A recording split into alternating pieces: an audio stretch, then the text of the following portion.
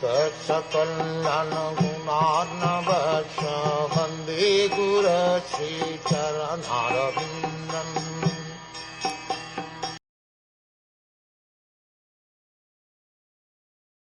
The great Lord replied, "My dear beautiful wife, you have said that one may go to a friend's house without being invited, and this is true, provided such a friend does not find fault with the guest because of bodily identification and thereby become angry towards him." Lord Shiva could foresee that as soon as Sati reached her father's house, her father Daksha, being too puffed up because of bodily identification, would be angry at her presence, and although she was innocent and faultless, he would be mercilessly angry towards her. Lord Shiva warned that since her father was too puffed up by his material possessions, he would be angry, and this would be intolerable for her. Therefore, it was better that she not go.